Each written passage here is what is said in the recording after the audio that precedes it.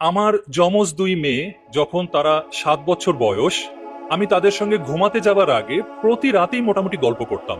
একদিন আমার গল্প করতে ইচ্ছা করলো না, বরং আমার ইচ্ছা করলো ওদেরকে একটা কঠিন প্রশ্ন করব।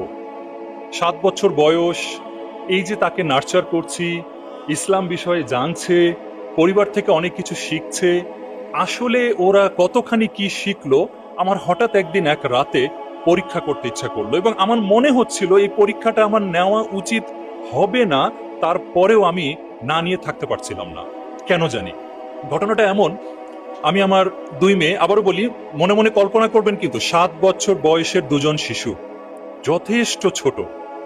তা আমি ওদেরকে জিজ্ঞেস করলাম, আচ্ছা আম্মু, ধরে নাও তোমরা অনেক বড় হয়ে গেছো এবং তোমরা রাষ্ট্রের গুরুত্বপূর্ণ দায়িত্ব পেয়ে গেছো।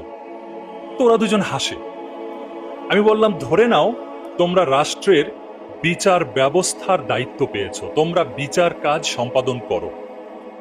ভালো কথা, ওরা বলল ঠিক আছে, ধরে নিলাম।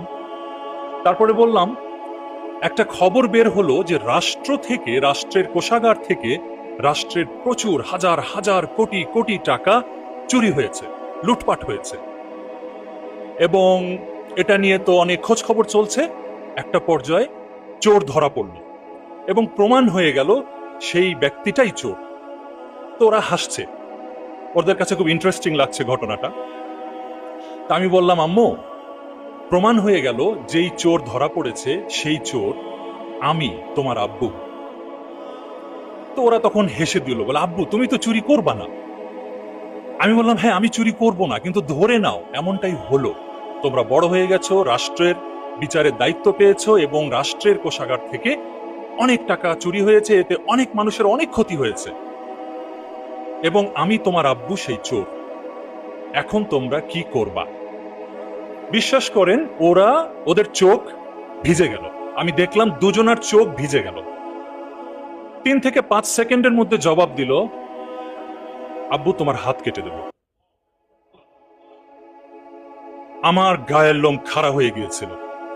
আমি ভেবেছিলাম ওরা অন্য কিছু বলবে।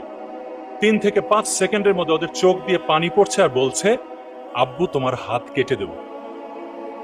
আমি খুশিতে আলহামদুলিল্লাহ বললাম, এবং আমি বলেই ফেলছিলাম যে, আম্মু, আমি বিশ্বাস করতে পারছিলাম না যে তোমরা এত দ্রুত এই জবাবটা দেবে। একটু পরে একটা টুইস্ট ঘটলো এবং এখানে শিশু সুলভ একটা আচরণ প্রকাশ পেল।